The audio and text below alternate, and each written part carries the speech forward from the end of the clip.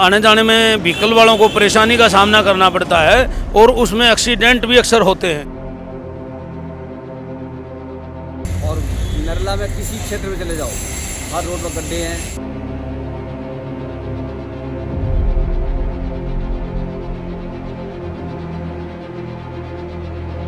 दिल्ली में बदली सरकार पर नहीं बदले नरेला के हालात।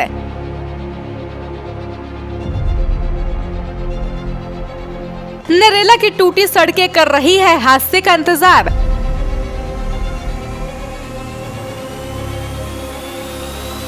हर रोज लगता है जाम, लोगों को हो रही है परेशानी।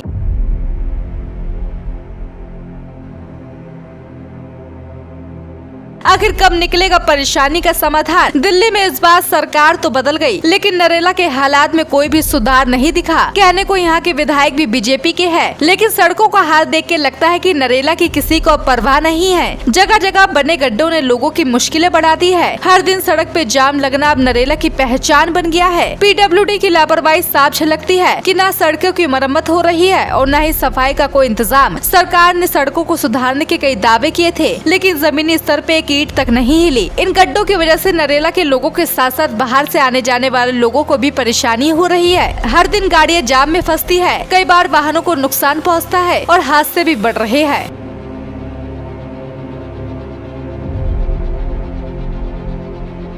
दिल्ली के नरेला इलाके में हालत दिन पे दिन बिगड़ते जा रहे हैं। रामदेव चौक से सिंधु बॉर्डर की ओर जाने वाले रास्ते पर आयुर्वेदिक अस्पताल के सामने बना गहरा गड्ढा अब लोगों की जान का खतरा बन चुका है। कई बार दोपहिया वाहन चालक इस गड्ढे में गिरकर घायल हो चुके हैं, तो कई बार अचानक ब्रेक लगाने से हादसे टलते टलते बचे हैं। ये समस्या सिर्फ रात ही नहीं, दिन के समय भी लोगों की मुसीबत बनी हुई है। हर आने जाने वाले को डर लगता है कि कहीं अचानक बाइक गड्ढे में न फंस जाए। वही दूसरी ओर नरेला फाटक से पुरानी अनाज मंडी और झंडा चौक से चौधरी रामदेव चौक तक रोजाना घंटों जाम लगता है। हालात इतने खराब है कि कई बार एम्बुलेंस तक जाम में फंस जाती है और मरीजों को निकालने के लिए स्थानीय लोगों को मदद करनी पड़ती है। लोगों का कहना है कि अब जनप्रतिनिधि और प्रशासन के अधिकारी सिर्फ वादे करते हैं, लेकिन कोई भी मौके पर हालात को देखने नहीं आता। देखिए, बरसात के समय कहीं ना कहीं जब आने जाने में व्हीकल वालों को परेशानी का सामना करना पड़ता है और उसमें एक्सीडेंट भी अक्सर होते हैं, तो कहीं ना कहीं जान माल की भी हानि होती है और जाम की स्थिति पैदा होती है।